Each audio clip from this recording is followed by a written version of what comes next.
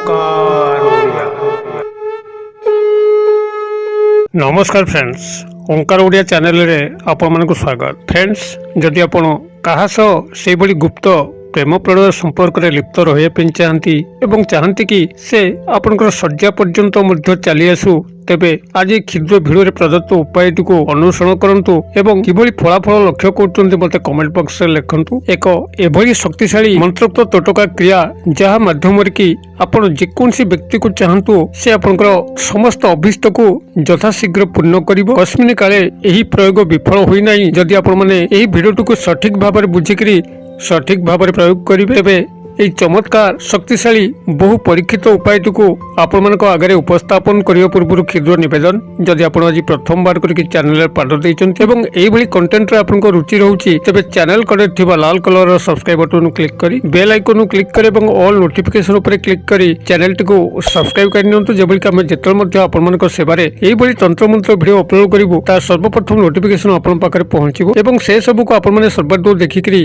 किसी ज्ञान आहरण करेंगे। तेज फ्रेंड्स, एवं आस नजर पकड़ा शक्तिशाली वशीकरण प्रयोग जहाँ माध्यम कि आप जेकोसी जहाँ को चाहते गुप्त प्रेम प्रणय संपर्क में लिप्त रही पारे। एपरिक आपड़ जदि आह्वान करती से आपंकर शଯ୍या पाखक चली आसी पारे, जहाँकि तंत्र सम्मोहित कर टाणी आण आपण पाखक। यही क्रियाटी को आपण मैंने जेकोसी मंगलवार हो कि जेकोसी शनिवार हो प्रयोग करेंगे। प्रयोग करने आपन को साधारणतः दुई गोटे जिनस आवश्यक हम। गोटे हूँ पूजा तंबा ढाल एक लोटा जल दरकार हम एवं गोटे धूप सरा जो ठाकुर पाखे धूप दि जाए। धूप सरा माटी धूप सरा को संग्रह करेंगे। से आपंकर किसी गाई गोबर घसी को रखिए। गाई गोबर घसी कहले साधारणतः ग्रामांचल जो माँ भौणी मैंने गाईर गोबर घसी पारि था से ही घसी आपने संग्रह करेंगे। किसी नड़िया कटा को संग्रह करेंगे एवं झुणा को संग्रह करेंगे जहाँकि पूजा सामग्री दुकान में मिल एतिको आपण संग्रह करेंगे एवं शेषोक्त भाव में आपण किसी गुड़ को संग्रह करेंगे जहाँकि शेषोक्त भाव में आप आहुति प्रदान करेंगे। एतिक आपण संग्रह कर सारापर जेकोसी शनिवार हो मंगलवार हो आप पूर्व दिगा मुख होकर स्नान शौच शुद्धपूत होकर गोटे एकांत स्थान में बसवे जोटि कि आपन कहीं डिस्टर्ब करेंगे नहीं। यहाँ सब गुरुत्वपूर्ण जिनस जे आपण जो समय क्रिएटिव करेंगे जेभली आपण अविचलित रहिबे सेति प्रति आपण सतर्क थिबे। केही आपण को पछरु डाकी दबा, मोबाइल रे कॉल आसीबा एभली कोनसी विघ्न आसिला भली कार्यक्रम को आपण माने यथा संभव परित्याग करथिबे। एकांत स्थान देखिकरी आपण पूर्व दिग मुख होइकरी स्नान शौच शुद्धपूत काय मन वाक्य रे एक आसन पकईकरी बसवे। पाखे आपंकर यही तंबा लोटारे जल पूर्ण होवं यही धूप सरारे आप किसी घसी को प्रथमे खंड खंड करके भांगिकी रखिए। तापर आपण ये नड़िया कता को चिरिकी ता दे रखिए एवं ताको अग्नि संयोग करेंगे। से झुणा को आपण चूरिकी पकेबे जहाद्वारा गोटे झुणा धुआं से सृष्टि हम। एवं ये जो क्षुद्र मंत्र कहूँ ये क्षुद्र मंत्र को आपण मैंने से मात्र 5 थर उच्चारित करार अच्छे। तेज 5 थर उच्चारित करने पूर्व आप बाम हाथ में प्रथम से तंबा लोटाटी को धरवे जो जल पूर्ण होकर दक्षिण हस्त पापुली सामान्य जल को आणवे एवं से जल को चाहिए ही आपंकर यही मंत्र को गोटे थर उच्चारित करिया पड़िबो। जेभली भाव में आपंकर गोटे थर मंत्र उच्चारित सरुची आपण से धूप सरार चारिपटरे से पानी को सिंचन करेंगे। यापर से भाव में द्वितीय थर लोटारू जल आणवे दक्षिण हस्त पापुली को पुनर्बार हस्त पापुली को चाहिए मंत्र पाठ करेंगे एवं तापर जल को लेकर धूप सरा चारिपटे सिंचन करेंगे। यही भाव में आप लाग लागे 5 थर से मंत्र को पठन करेंगे एवं 5 थर बाम हस्तर जलपूर्ण लोटारू दक्षिण हस्त पापुली जल को आणिकी आपण जल को से धूप सरार चारिपटे सिंचन करेंगे। यही जो 5 थर आपंकर कंप्लीट होची से जो गुड़ को रखिंट से गुड़ को आप शेषोक्त भाव में से आहुति प्रदान करेंगे धूप सरा उपरे एवं आहुति प्रदान कर सारा पर से धूप सरा को आपण मैंने गृहर छात उपरे रखिदेकी आसबे। जदि गृहर आपंकर छात नाही तेबे आपंकर मुख्य दरजार बाम पटे ही रखिदेबे। बास यही क्रियाटी को गोटे थर पालन करंतु। देखिए जो उदग्र जिदखोर प्रकृतिर नारी बा पुरुष होता जहाँ आपण संपर्क में लिप्त होगा चाहते से कस्मिन काले निजक आ संभाली पारना आपण पाखक आसिका को बाध्य ही हम। तेबे यही क्रिया आपंकर कौन देवादेवी जड़ित नहांती। एक पैशाचिक प्रवृत्ति संपन्न यही मंत्रोक्त क्रिया जहाँ माध्यम कि जेकोसी व्यक्ति को तुरंत तंत्र सम्मोहित करी आपण पाखक नहीं आसी थाए।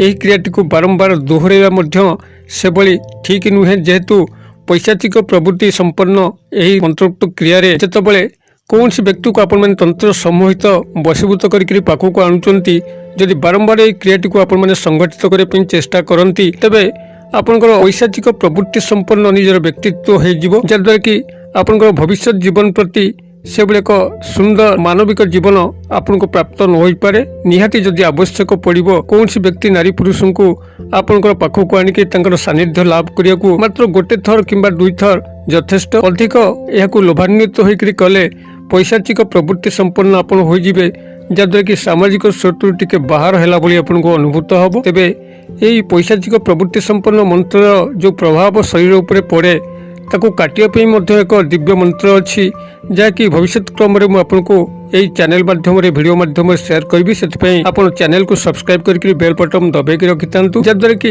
ଏ ସମସ୍ତ ମନ୍ତ୍ର ତତ୍ତ୍ୱକୁ ଆପଣମାନେ ଜାଣିଲା ପରେ କେଉଁ ମନ୍ତ୍ର ତତ୍ତ୍ୱର କିଭଳି ପ୍ରଭାବ ଶରୀର ଉପରେ ପଡ଼େ ଏବଂ ତାକୁ ଖଣ୍ଡନ କରିବା ପାଇଁ ଆଉ କେଉଁ କେଉଁ ଦିବ୍ୟ ମନ୍ତ୍ର ଅଛି ସେ ସବୁର ସନ୍ଧାନ ଆପଣମାନେ ପାଇକରି ନିଜ ଜୀବନକୁ ସ୍ୱୟଂ ସମ୍ପୂର୍ଣ୍ଣ କରିପାରିବେ। ତେବେ ଯେଉଁ ମନ୍ତ୍ରଟିକୁ ଆପଣମାନେ ସେଇଠି 5 ଥର ଆବୃତ୍ତି କରିବେ ସେହି ସମ୍ପୃକ୍ତ ପୁରୁଷ ବା ନାରୀଙ୍କୁ ପାଖକୁ ଆମନ୍ତ୍ରଣ କରିବା ପାଇଁ ମନ୍ତ୍ରଟିକୁ ଏଠି ମୁଁ ଆପଣମାନଙ୍କର ସ୍ମରଣାର୍ଥେ ସେୟାର କରୁଛି। ଯଦି ସମ୍ଭବ ହୁଏ ତାର ସ୍କ୍ରିନସଟ୍ଟିକୁ ମଧ୍ୟ ଭିଡ଼ିଓରେ ସେୟାର କରିଦେବି ଯାହାଦ୍ୱାରା କି ଆପଣଙ୍କୁ ଏହି ମନ୍ତ୍ର ତତ୍ତ୍ୱକୁ ଶୀଘ୍ର ଗ୍ରହଣ କରିବା ପାଇଁ ସୁବିଧା ହେବ। ତେବେ ମନ୍ତ୍ର ଯେତେବେଳେ ଆପଣମାନେ ପାଠ କରିବେ ଦକ୍ଷିଣ ହସ୍ତରେ ଥିବା ଜଳକୁ ଚାହିଁକରି ଯାହାକି ଆପଣଙ୍କୁ ଧୂପସରା ଚାରିପଟେ ସିଞ୍ଚନ କରିବାକୁ ପଡ଼ିବ 5 ଥର। ଏହି ମନ୍ତ୍ରଟିକୁ ଏଇଠି ମୁଁ ଯେଉଁ ସେୟାର କରୁଛି ତାକୁ ପ୍ରଥମେ ଆପଣ ଭଲକରି ମୁଖସ୍ଥ କରି ଘୋଷି ନେବେ। ସମ୍ପୂର୍ଣ୍ଣ ଭାବରେ ଉଚ୍ଚାରଣ ଧ୍ୟାନ ରଖିଥିବେ ଯେଭଳି ସଠିକ୍ ଭାବରେ ଆପଣମାନେ ଏହାକୁ ଉଚ୍ଚାରଣ କରିପାରନ୍ତି ଏବଂ ଆପଣଙ୍କର ମନରୁ ହିଁ ମନ୍ତ୍ରଟିକୁ ଥର ଥର କରିକି 5 ଥର ଉଚ୍ଚାରଣ କରିବାକୁ ପଡ଼ିବ। ଯେଭଳି ଭାବରେ ଆପଣଙ୍କୁ ବିଧି ନିର୍ଦ୍ଦେଶ ଭିଡ଼ିଓ ଭିତରେ କରିଛି ସେଇଭଳି ଭାବରେ ଆପଣଙ୍କୁ ଥର ଥର କରିକି 5 ଥର ଜଳ ଆଣିକରି ଦକ୍ଷିଣ ହସ୍ତ ପାପୁଲିରେ 5 ଥର ମନ୍ତ୍ର ପାଠ କରିବେ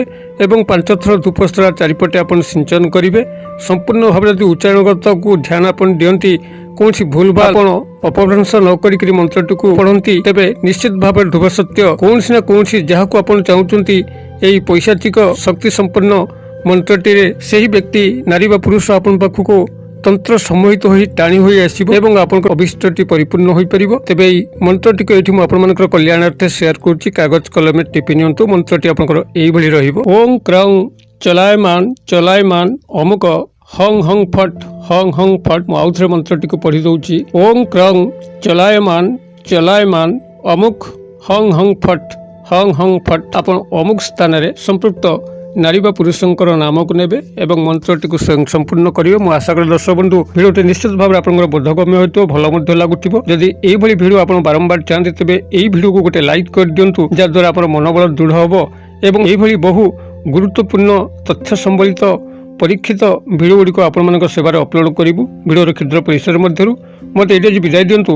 ପୁଣି ଆପଣମାନଙ୍କ ସହ ଦେଖା ହେବ ଏଇଭଳି ଏକ ଶିକ୍ଷଣୀୟ ଭିଡ଼ିଓରେ। ସେ ପର୍ଯ୍ୟନ୍ତ ଦର୍ଶକ ବନ୍ଧୁ ଆପଣଙ୍କ ସମସ୍ତେ ମଙ୍ଗଳଙ୍କ କୃପାରୁ ଭଲେ ଥାନ୍ତୁ ରହୁଛି। ସର୍ବେ ଭବନ୍ତୁ ସୁଖିନ ସର୍ବେ ସନ୍ତୁ ନିରାମୟା ସର୍ବେ ଭଦ୍ରାଣୀ ପଶ୍ୟନ୍ତୁ ମା କଶ୍ଚିତ୍ ଦୁଃଖଭାଗ୍ ଭବେତ୍। ଓಂ ଶାନ୍ତି। ନମସ୍କାର।